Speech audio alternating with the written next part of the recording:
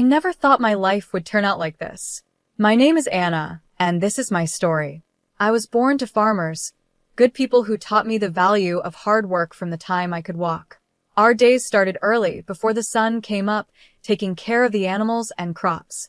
Life was simple then. I would go to school, come home, and help out on the farm. Weekends were for spending time with family and catching up on chores. It was all I knew, and I was happy with it. But things changed after I graduated high school. My parents, bless them, wanted more for me than a life on the farm. One evening at dinner, my dad said, "Anna, we've been talking. Your mom and I think you should go to college." And just like that, my world got bigger. I packed my bags and moved to the city, a place so different from what I was used to that it felt like another world. College was an experience. The classes were interesting, but it was the people that really opened my eyes. Students came from all kinds of backgrounds, with dreams and plans I had never imagined. Then I met Scott in my third year. He was charming, confident, and so different from the farm boys back home. Scott seemed to know exactly what he wanted from life. "Life's too short to spend it working all the time," he'd say, lying on the grass outside the library. "We should enjoy it while we're young." I was hooked. He made life seem like an adventure, not just a list of chores.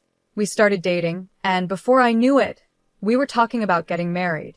When I told my parents, they were cautious. They wanted to meet Scott and get to know the man who had won my heart. After Scott's first visit to the farm, my dad said, "He seems nice enough, but there's something I can't put my finger on. Just be careful, Anna." I brushed off his concerns. What did my old-fashioned dad know about love? Scott was perfect, and our life was going to be perfect too. My parents, being the kind people they are, paid for our wedding and even bought us an apartment in the city. "We want you to have a good start," my mom said, her eyes misty. "Thanks, Mom and Dad," I said, hugging them tightly. "I promise I'll make you proud." As Scott and I stood at the altar, exchanging vows and rings, I thought my life was all set.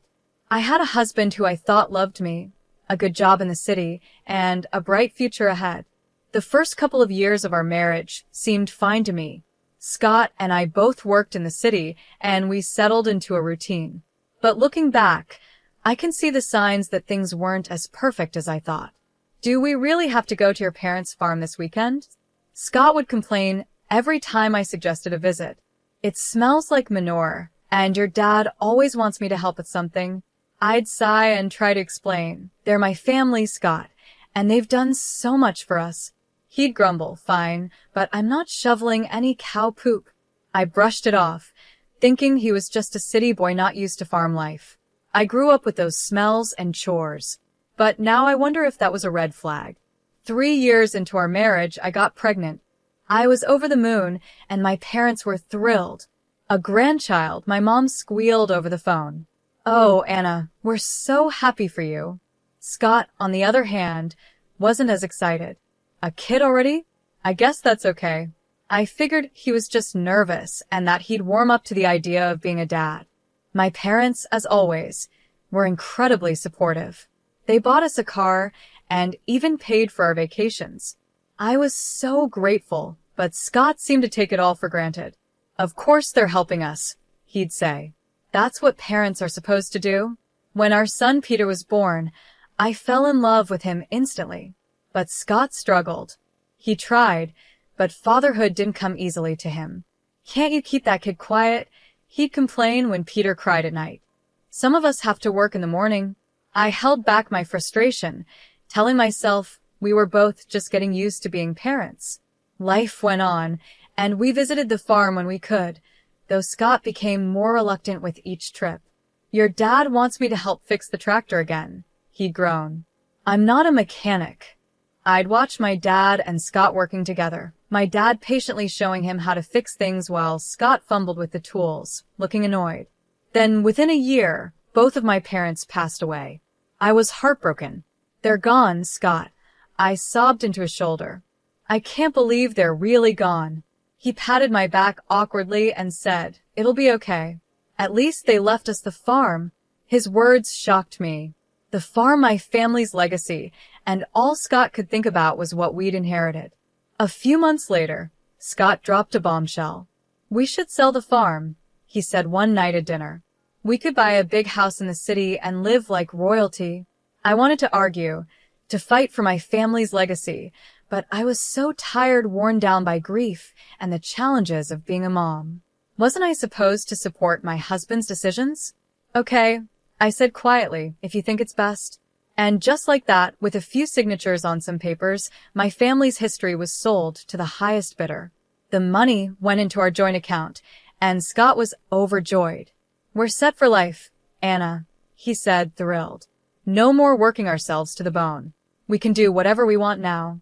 I nodded and smiled, trying to push down the emptiness I felt inside. This was what Scott wanted, and as his wife, wasn't I supposed to support him? After selling the farm, life changed. The money from the sale gave us some comfort. I'll give Scott that. We didn't have to work as hard anymore. We both cut back to part-time hours, and for a while, it felt like we were living the dream. But as time passed, I started noticing things. Scott, who had never been much of a hard worker, seemed to lose all motivation. He'd quit jobs without a second thought, always with some excuse. "That boss was a jerk," he'd say, or "they expected too much." "I'm not a slave, you know."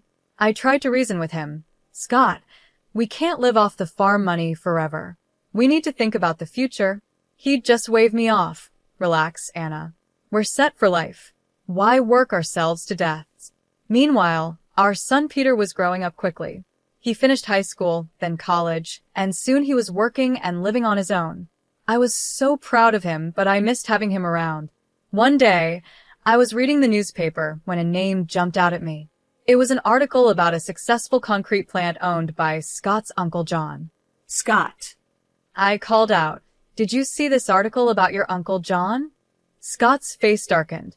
"I don't want to hear about that old tyrant," he snapped. I knew the story, at least Scott's version of it.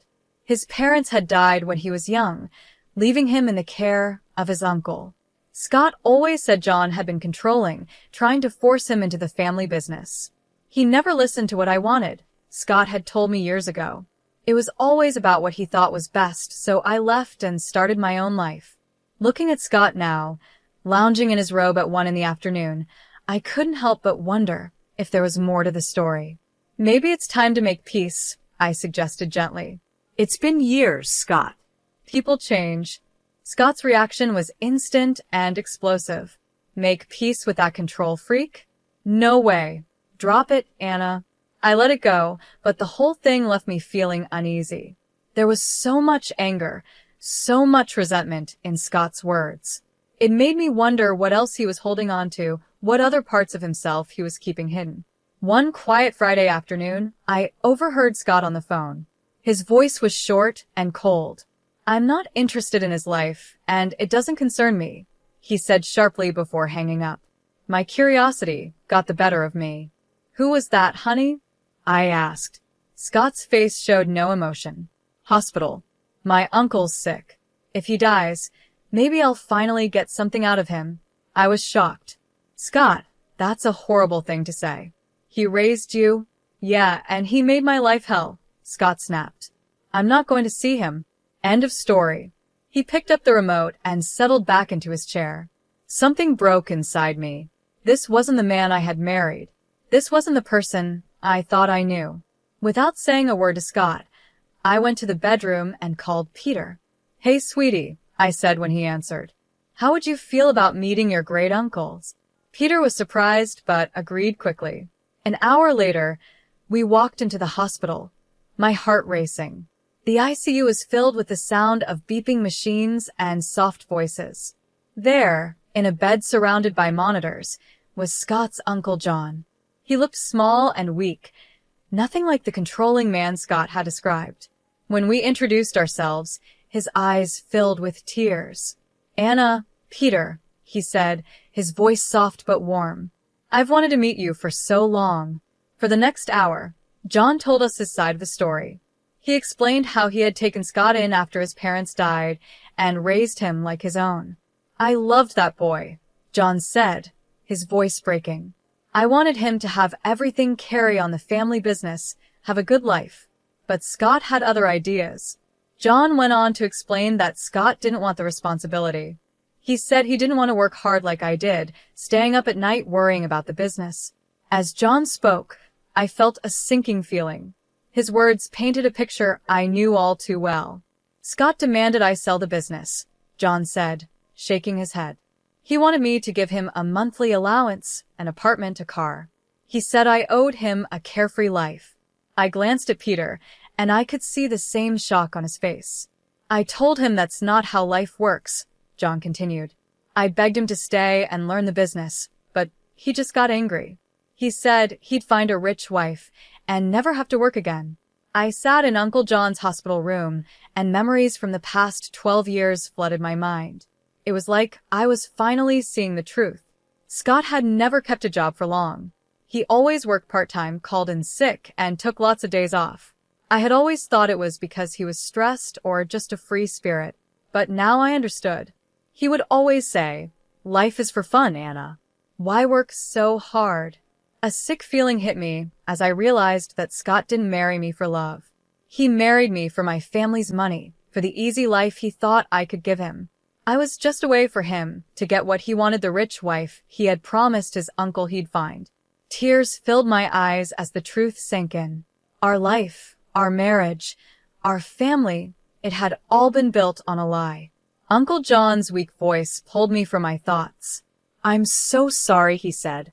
"I wanted to leave something for you and Peter, but I can't." "It's okay," I said, squeezing his hand. "We don't need anything." "I had plans," John continued, sounding upset. "A new project. It would have changed everything, but I ran out of time." Suddenly, John's face twisted in pain, and the machines around him started beeping urgently. A nurse rushed in. "You need to leave," she said. A few days later, the call came. Uncle John had passed away. When I told Scott, his reaction made my blood run cold. "Finally," he exclaimed, grinning. "Took the old bastard long enough." I stared at him, horrified. "Scott, he was your uncle. He raised you." Scott waved me off. Yeah, so when's the funeral? Do I need to go?" In the end, Scott didn't attend the funeral. Peter and I arranged it ourselves. It was a small, dignified service that I hoped would have made Uncle John proud. While I was mourning a man I had barely known, my husband was at home celebrating, calculating his new wealth. I overheard him on the phone when I got home, saying, "The factory's got to be worth at least $30 million. Can you believe it? I'm rich."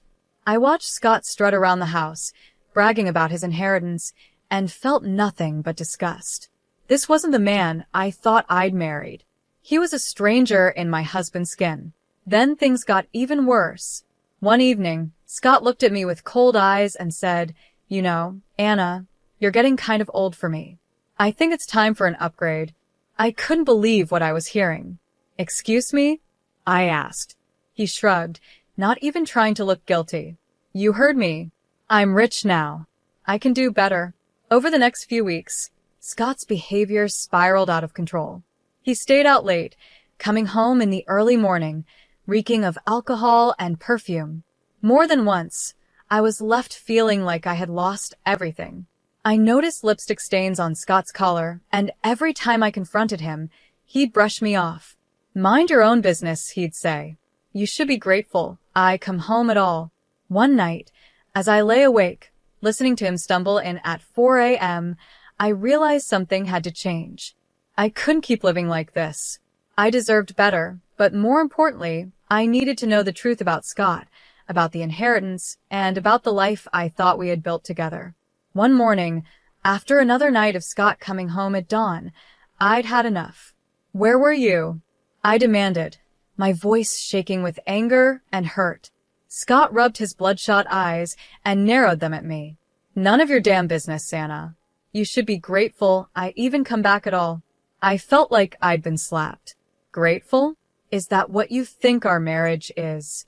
He ignored my question, his eyes calculating. "How much is left from your parents' inheritance? We must have some savings, right?" The sudden change of topic caught me off guard. "What?" "Scott, we've spent it all. The accounts are empty." His face twisted with disgust. "Empty? You've got to be kidding me. He paced the room, muttering to himself, then turned to me, his eyes cold. Well, I guess that's it then. I'm done here. Done with you. Before I could respond, the front door opened and Peter walked in, his eyes widening as he saw the tension in the room. Scott's demeanor shifted instantly. He forced a smile and walked over to our son. Peter, my boy, just the person I wanted to see. I need you to sign something for me. Scott pulled a document from his pocket and handed it to Peter.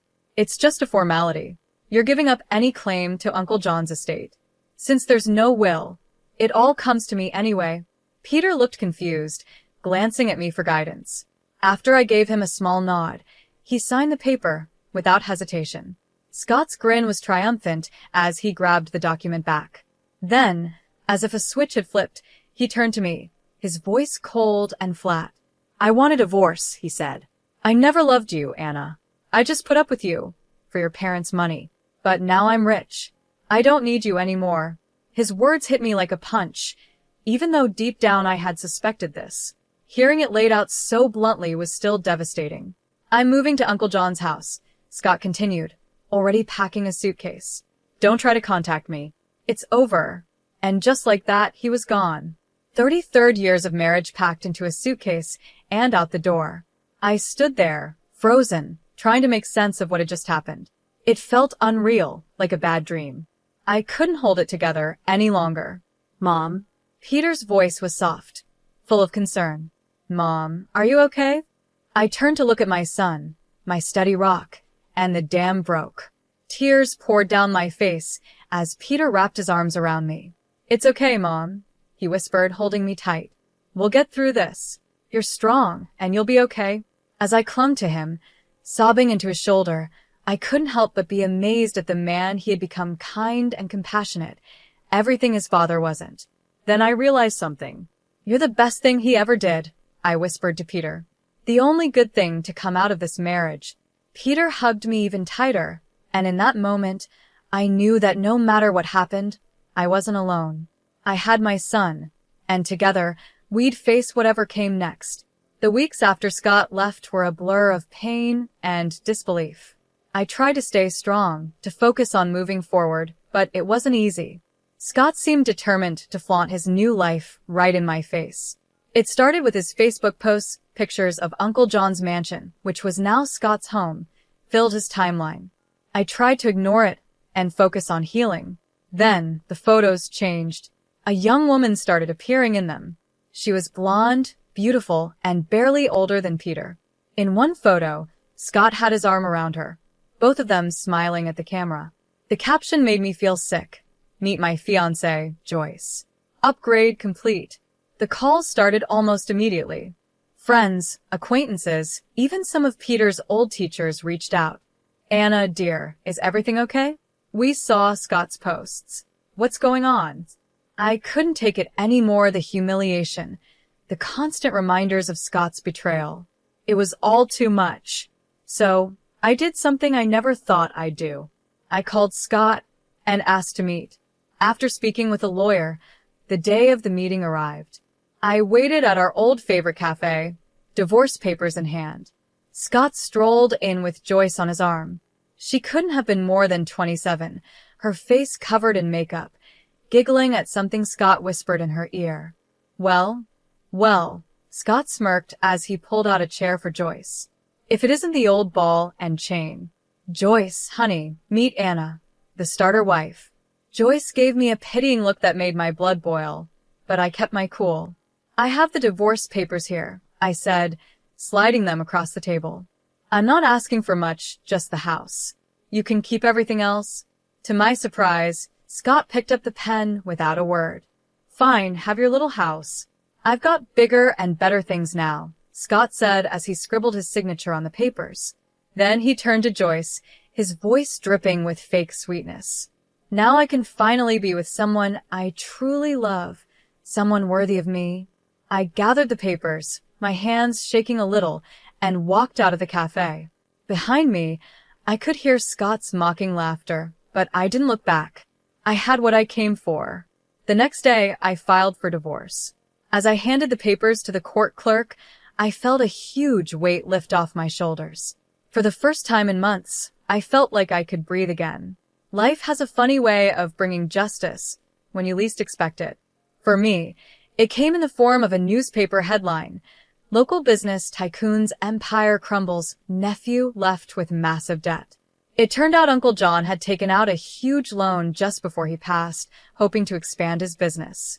He had mentioned something about a new project during our hospital visit, but Peter and I hadn't understood the impact at the time. Now it all made sense. I watched from afar as Scott's new life fell apart.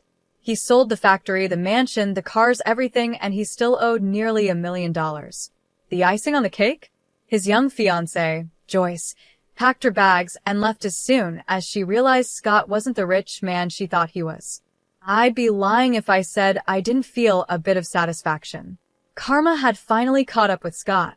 Then one rainy evening, there was a knock at my door. I opened it to find Scott standing there, looking nothing like the smug, wealthy man who had walked out on me months ago. He was a mess, his eyes red and desperate. "Anna," he said, his voice cracking. "I've been such a fool. I see that now. Please, can we talk?" Against my better judgment, I let him in. For the next hour, I listened as Scott poured out his heart. He told me how he had lost everything and realized what really mattered in life. "I was wrong, Anna," he said, his eyes begging. "So wrong. But now I see you were the only one who ever truly cared for me, the only one I've ever really loved." Then, to my shock, Scott got down on one knee, pulling out a small velvet box. "Anna, please give me another chance. Marry me again. Together, we can get through anything." For a moment, I was speechless. Then I did something that surprised even me. I laughed. It started as a small chuckle and grew into full-blown laughter, with tears running down my face. Scott's expression dropped. "What's so funny?" he asked, confused. When I finally caught my breath, I looked Scott straight in the eye. "Oh, Scott, did you really think it would be that easy? That you could treat me like trash, throw me away, and then come crawling back when your life fell apart?" His face darkened, and he stood up, angry. "Now listen here," he snarled. "This is my house too. I have rights." I calmly walked to the drawer where I kept the divorce papers, pulled them out, and showed him his own signature. "No, Scott, you don't. You sign away any claim to this house. It's mine. Now get out, or I'll call the cops." For a moment, I thought he might argue, but something in my face must have told him I was serious. Without another word, he turned and stormed out, slamming the door behind him. As soon as he was gone, I called Peter and told him everything. My wonderful son was, as always, supportive. "You did the right thing, Mom," he said. "I'm proud of you." Those words meant more to me than he could ever know. In the weeks that followed, I made some big decisions. The house, with all its memories both good and bad, felt too big for just me. So I sold it and used the money to buy a cozy apartment in a lively neighborhood I had always loved. At 62, I'm finding that life is just beginning. I've started traveling, visiting all the places Scott promised we'd go but never did. I've taken up painting, joined a book club, and even tried salsa dancing. Every now and then, I see Scott around town. He looks older now, worn down by his mistakes and bad choices. Life didn't turn out the way I expected, but you know what? I wouldn't change a thing. For the first time in a long time, I'm truly, completely happy being me.